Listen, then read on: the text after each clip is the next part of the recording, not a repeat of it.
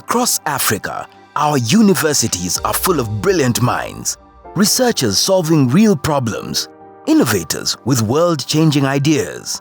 But too often, their discoveries end in reports, not in real-world solutions. Groundbreaking innovations remain trapped in the lab, held back by limited funding, weak commercialization systems, and a gap between research and the market. It was this gap, this barrier between possibility and impact, that sparked a transformational idea. What if that gap could be bridged? What if the same research driving knowledge could also drive transformation, creating jobs, industries, and impact across Africa? What if we could change that story? From that question, a movement began. We realized that the efforts to support research ideas to become commercially viable was limited. And that's very unfortunate because a lot of funding goes into research. A lot of effort goes into research. People put in hours and hours, and they will publish and they will demonstrate their solutions. But some of those ideas have potential to become enterprises.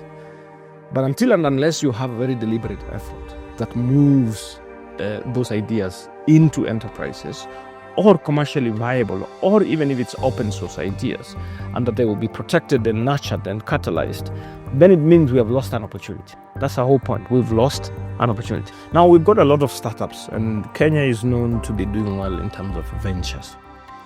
But because we hadn't built a very strong and deliberate mechanism for nurturing ideas to commercial value out of research, it means we're losing a significant opportunity. And if we get it right, we can potentially significantly improve the innovation ecosystem and its output. So we then realized that we need to support universities and research centers in their pathway towards commercialization of research output. So we came up with the concept of research commercialization.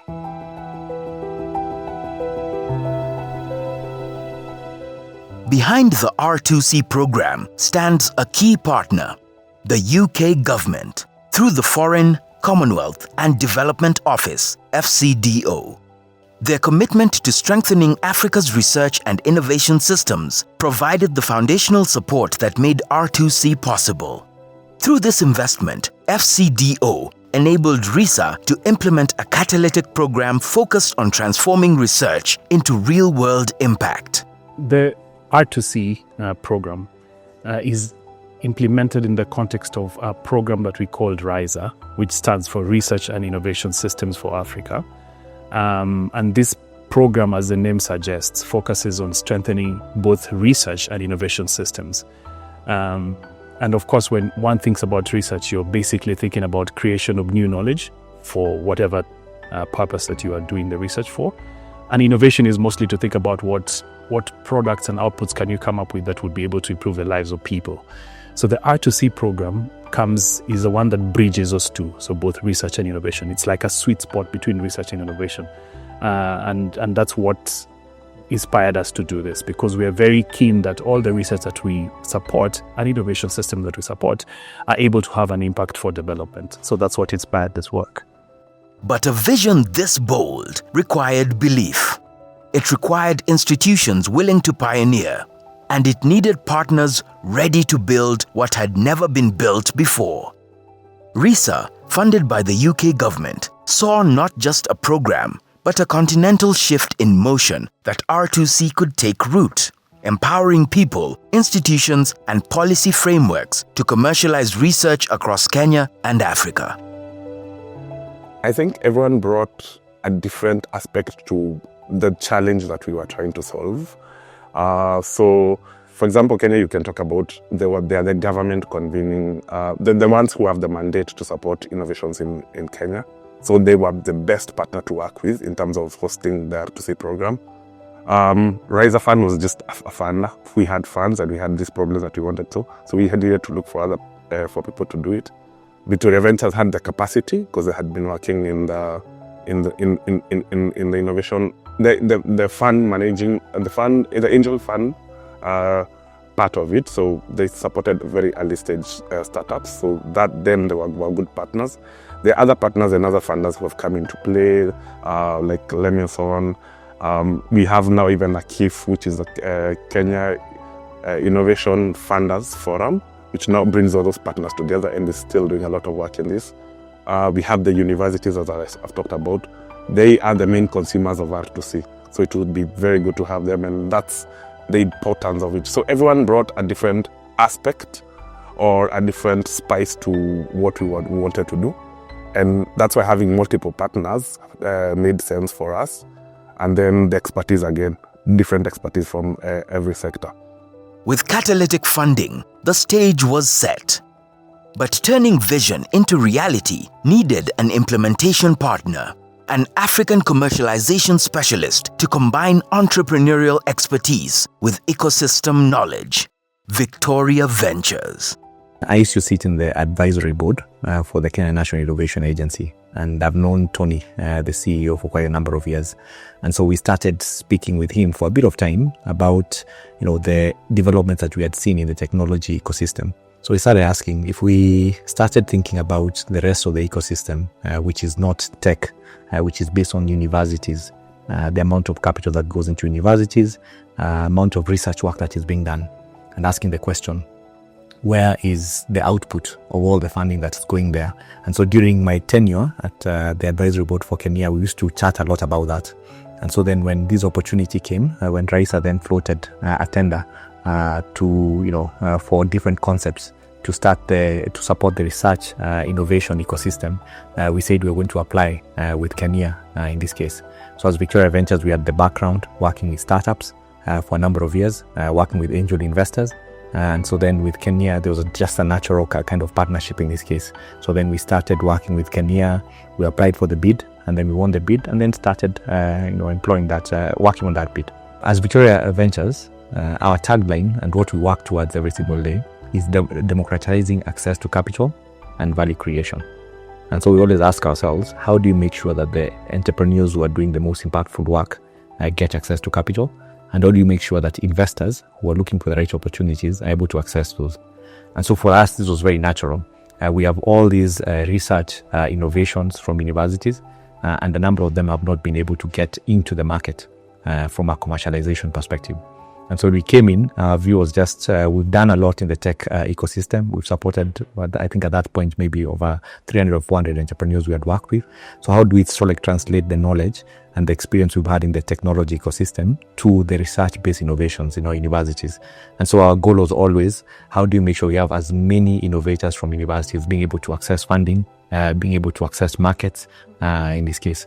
And I think we've been able to, make, at least cause some changes in the ecosystem. I think there's still a lot of work to be done, but at least the structure has been created from where we can start to build on top. R2C's strength was not in structures alone, but in people, the innovators, those who chose to push beyond research papers and step into the unknown world of entrepreneurship. Their journey became the heartbeat of the program and the clearest evidence that commercialization was possible. They came from different universities, disciplines, and regions, but shared one belief: that their research could change lives. From one cohort to the next, the program grew in size, depth, and ambition. And with every cohort, the model became stronger. The program started small innovators in the first cohort, all driven by the same dream: to see their research make real-world impact. Over time, that number grew, and so did the ambition. The accelerator program tried to do two things. One, to train that specific innovator on what it means to move from research to commercialization. And how our training was structured, it was structured in 3 modules or 3 parts. And it had the part on, 1, understanding what your innovation is about and how can it be of value to your customer. Then second of all, we talk about if you want to scale and you have already captured who the different customers are, how can you scale your innovation to get more traction in the market? And then the third part of our training involved fundraising for your innovation, because one of the key things that a lot of innovators were stuck on is how to get money to finance what they were doing. By attending the program, I was able to come up with a business model. So able also to test that business model, also to get customers know about my products in terms of marketing, all the marketing channels, and how I can do branding, how I can do also penetration into the market, getting partners in the company to support the innovation is quite good. Before the program, I had never sold even a piece. And the reason being, as a scientist, it all ended in having that technology. But after the program, where we were trained on how not to move the program to the market, I can say that I have sold over 150 pieces of the Pioneers NutriWine and also the Pioneers Immune Booster, which is a very good impact of the outcome of the R2C program. The things today that if I look back, I cannot really call, I don't know whether to have called myself an entrepreneur before having done R2C. Initially, our research was based on publication, and then a thesis. Then it remains on the shelves to gather dust. But from mentorship and coaching from R2C, we came to get the sensitization of how we can commercialize our products. I did not have that element of commercialization in my mind. So the training sessions helped me to get the insights of how we could get research, converting it into a product, and possible scalability. Several things changed. First of all, let's mention one of the things that is not visible, the thinking. The way we perceive, the way we look at research in terms of thinking, in terms of moving it from the lab to the market. Most of the research, I've done a lot of research, I've developed a lot of products, but some I've never seen the outside of the lab because the thinking, either I want just to get the facts or the scientific basis without looking at the market. So one thing is the thinking in terms of how I think research to the product to the market. The other thing that changed is particularly how we work as a team with various players to improve my research on the product to meet the market demand or to meet the consumer requirements. I need somebody to support me in terms of packaging. I need a legal person to support me with the legal. I need a technological transfer person to help me link with the investors, that kind of approaches. So these are some of the things that changed. Cohort by cohort, R2C evolved not as an experiment, but as proof of concept. Innovators were not just pitching, they were building companies, raising capital, hiring teams, and entering markets. But as the innovators took their first steps into entrepreneurship, a deeper need emerged. Some innovations required more than training. They needed co-founders, strategic funding, and hands-on support. To meet this need, the Venture Builder was born. To take innovations from pilot to profit, R2C introduced the Venture Builder, a deep support model pairing innovators with co-founders and providing strategic funding. The Venture Builder program or the Venture Builder pillar was set up to support innovators under the R2C program who are in the scaling and commercialization stage. So in supporting innovators under the R2C program, we realized that most of the researchers are good in research, but when it comes to the commercialization aspect, that is missing. Therefore, we find a lot of innovations that are stalling in the labs or at the prototype or concept phase. So what we did was to come up and build a framework for the Venture Builder program, whereby we pair these research innovators from academia with business savvy co-founders who help them in the commercialization process. My name is Lawrence Piga. I'm a co-founder in CrackFox Limited, a company an innovation in Embu University, being brought together by Research to Commercialization program. What sparked my interest when I saw the call for co-founders for CrackFox is that the innovation had gotten to a point where it needed to go to market, and that was one of the areas that I have strength in. Having been a coach for the last 10 years and having met different innovations in different programs, I saw that my impact in CrackFox would be accelerated because of the stage where the business was. I also liked the innovator himself in terms of the way he was thinking. After the first interview, I was able to hit rapport quite fast, and I saw that this is a person we can work with. CrackFox Limited has this good product. It's called a self-healing concrete, and it is also waterproof. The waterproof product has the ability to waterproof itself such that it can be used in areas that are basically coming into contact with the water. Sinks, bathrooms. We also have water tanks that are always built with concrete, and it gives also longevity for the buildings so that the buildings can remain stronger for a longer period of time. We give it a guarantee of 50 years for a newly constructed building. I joined Afelisha Wellness as part of the R2C Venture Builder program, and my motivation behind that was the fact that I'm a founder myself, a female founder at that, and from my own personal experience, it's very difficult to build on the African continent.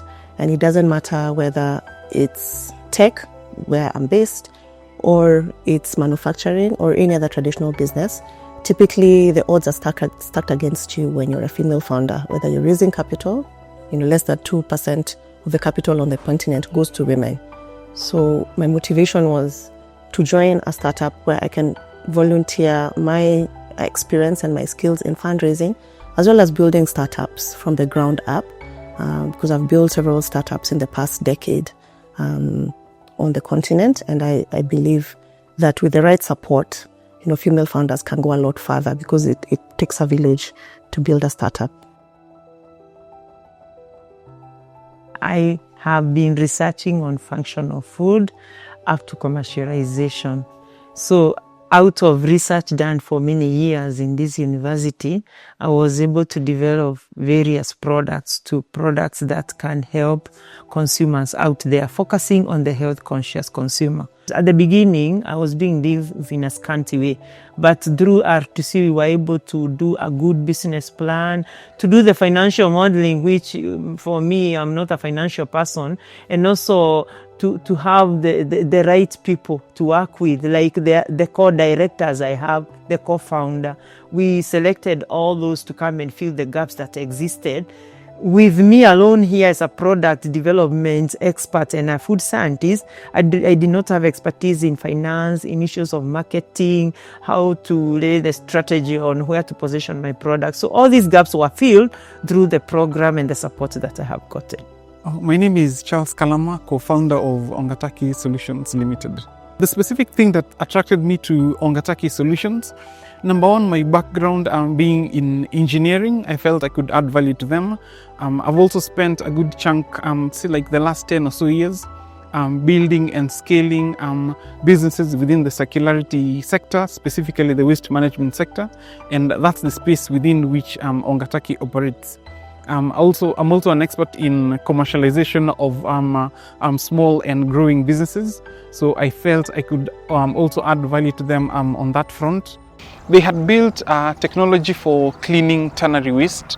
They had already patented it and all that, but their challenge was commercializing it or making it into a business and adding value to tanneries in that way. So just based on that, I felt I could come on board and support them to commercialize the idea. I'm the CEO and founder of R2C Solutions Limited. This is a company that deals with wastewater management, the treatment of waste, removal of heavy metal pollutants and the foul smell that comes from industrial waste. My innovation journey started in 2018 there was a grant that the 3 universities won within the region. We call it Towards Becoming an Entrepreneurial University. And I was one of the staff that were appointed by the university to be trained on the same. After that training, I told myself, now I want to start my commercialization journey, trying to utilize all the research technologies that I have into providing a solution. And that's how I came across the R2C program.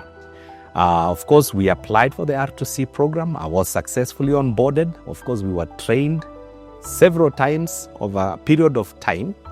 And after the training, we were required to pitching our technology. And at that point, it was at the inception point. This technology had just started.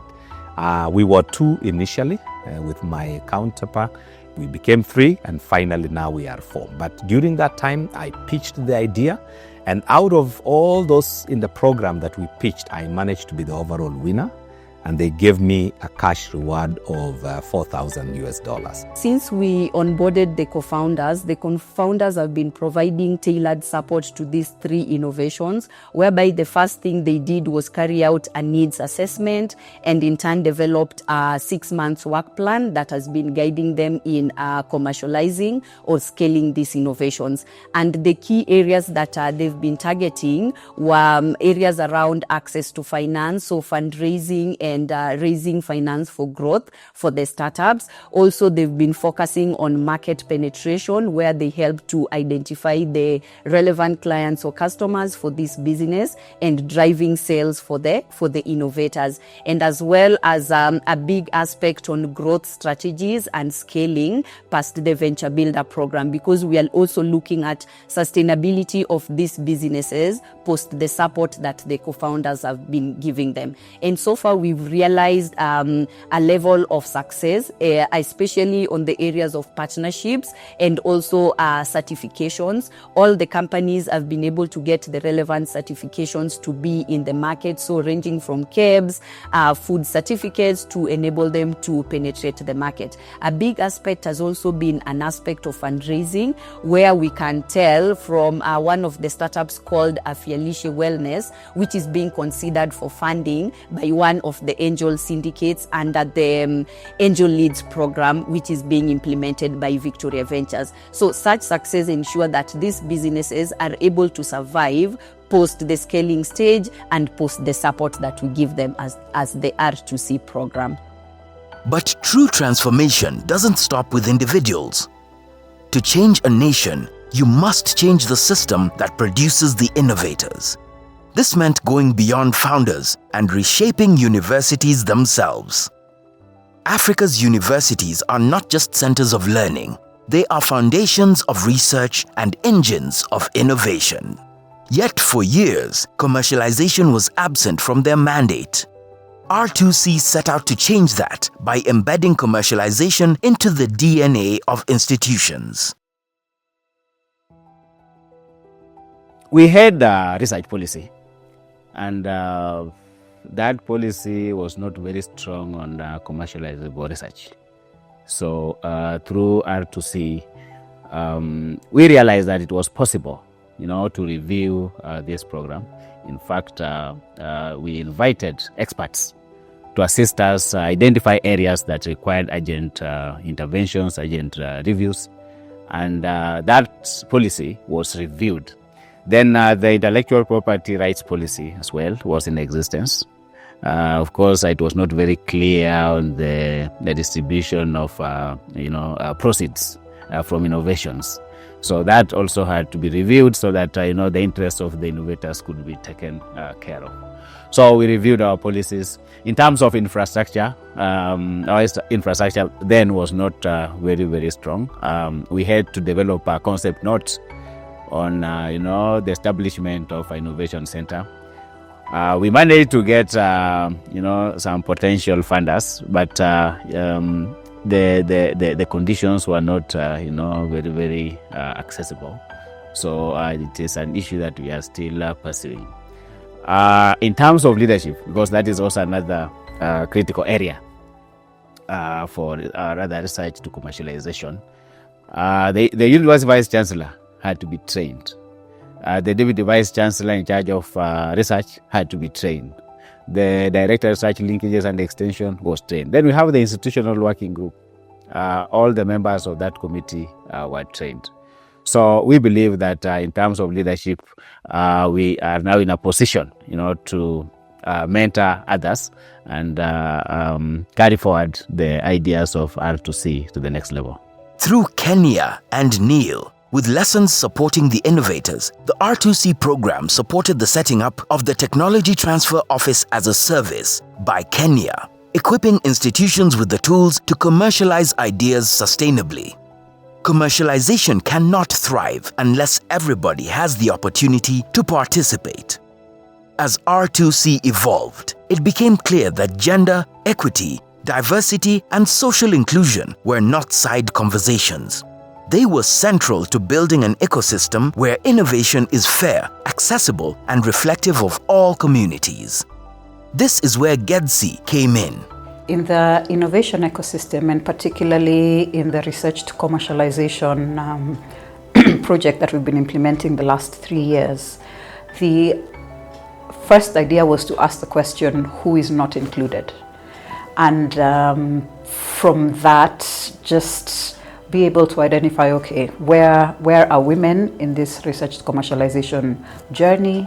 Where are young people and where are persons with disabilities? Those were the main groups that we looked at, and on geographies, which institutions are or are not included. And so based on that, the focus was to ensure that they are in. That's external participants to the project. And then there was an internal angle, which was to get everybody involved in the project within the teams, Victoria, Kenya, to understand Jesse, to understand why inclusion is important, and to ensure that the way that the project teams are constituted keeps everyone on board in terms of the decision making, in terms of who's heard, in terms of who is delivering. So that was really the idea. And then I think even from the point of view in year one when we began, it was looking at innovators. Who are they? Where are they from? What are their teams like within their innovation teams? Inclusion is only powerful when it is supported by systems. While GEDSI opened doors for more diverse innovators, institutional structures needed to evolve too. This is where policies, TTOs, and institutional capacity building came in. But systems don't sustain themselves. Lasting change requires internal champions, experts who can train others, support innovators, and drive commercialization forward. That's why the Training of Trainers, TOT, dubbed Entrepreneurial Leadership Training Program, ELTP, was created by Kenya National Innovation Agency, Kenya, to embed commercialization policies, secure leadership buy-in, and champion R2C within institutions. Through policy reform, stronger technology transfer offices, and hands-on institutional support, R2C helped universities move from theory to practice. So the TOT model, again, had two phases. The first phase was to help the trainer themselves to see what it is like to run a research to commercialization program that can support innovators in institutions to commercialize. Then the second bit of the program was the technical support, that beyond just training you, for you to understand how you can run a program on your own and how you can further support innovators in your institutions and the right structures that institutions need to commercialize, then we come and help you to run some of those initial bits of your program. So we depended on the TOTs to be our flag bearers in the different institutions. So what the TOTs did is that they went back, developed an entire plan of what the institutional research commercialization programs would look like, and some of them arranged for trainings, for pitching contests, for staff sensitizations, and then we would come in and support them as they do these different elements. We would provide expertise and finance the expertise through the RISA R2C program to go in and support them as they implement these cascaded trainings and cascaded supports.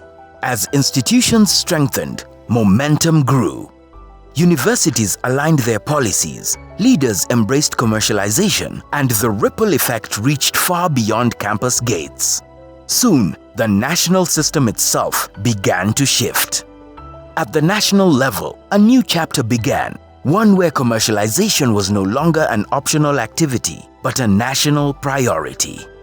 R2C was now shaping national innovation policy, embedding commercialization into law, governance, and the government's own economic agenda. At the national level, R2C's work began getting more support from the government through Kenya. For the first time, a State Department for Research and Innovation was established, anchoring Kenya's innovation agenda. With the State Department for Science Research and Innovation, together with the Network for Entrepreneurial Institutions Leaders, NEIL, the government is now investing in sustainability through the Innovation Fund. I'm really pleased to be here this morning. We have almost 25 Vice Chancellors from various institutions. And this is a way of continuing with the discussion of having a framework of the entrepreneurial leadership in innovation in our universities. As the State Department of Science, Research and Innovation, we would like to make sure that nobody is left behind. One of the things that has come out very clearly here is the issue of funding. At the moment, the government is funding in the tune of 0.8% of the GDP.